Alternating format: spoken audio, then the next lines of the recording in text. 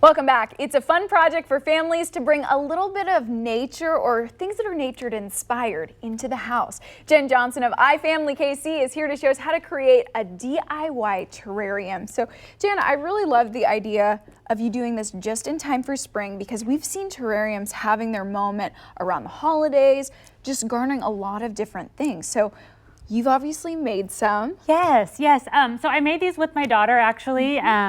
Just something for her to get excited about, something to do with the family.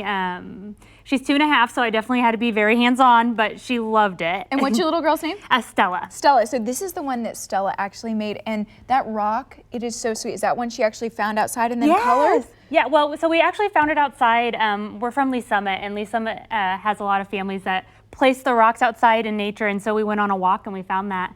And so we got to accessorize it with this jar to put it in. Well, that's a very nice personal touch. Of course, we want to get started on our own DIY terrarium. So you've brought a couple different types of rocks. So tell us maybe if we're going for a certain look or vibe, what we'd want to do or how we'd want to mix that in. Oh, for sure. So for me, I don't have a green thumb. I'm not very good with plants. This is a great way to incorporate this without having to worry about keeping something alive.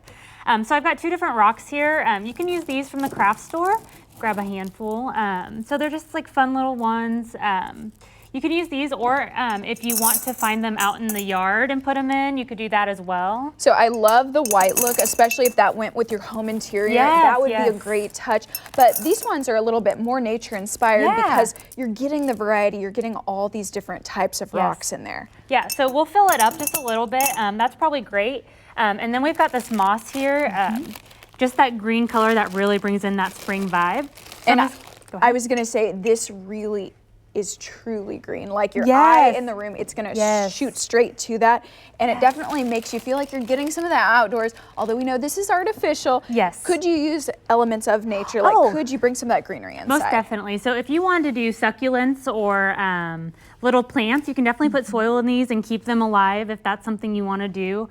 Thank you. To add color and fun to your home. But for me, I just do this because it's simple, and like I said, I can do it with my daughter or with your kids. That's so sweet. Yeah, and then we've got these little moss rocks that I'm going to put in there.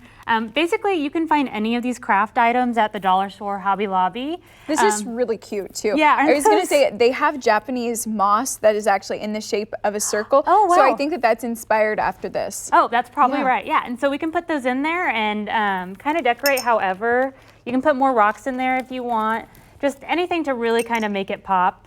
And then I've got this cute little wagon that I got from Hobby Lobby that we could just set in there and put it up there. And honestly, that's all you need to do. You can really do anything that'll fit in the jar, whether it's getting rocks from outside and bringing them in or little craft items. So do we want to be careful when we're picking our focal point, right? That maybe it's either going with the room or it's going for a theme. Like for instance, your daughter, she's doing something that's really true to your community. We're finding these rocks in Lee Summit that are decorated.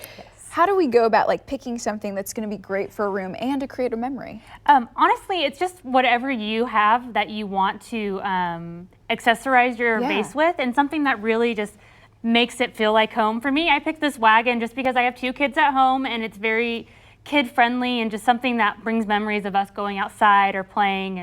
And so we just find things that work. Or, you know, if you want to do something a little more masculine, I do have this one that I made with a deer, which is great because you can still have that beautiful look without it being too feminine. Or maybe you're just an animal lover. Yeah, that's true, for sure. Thank you so much, Jen. And of course, we can check out these ideas over at iFamilykc.com. Yes, yeah, most definitely. Thank you. Thank you.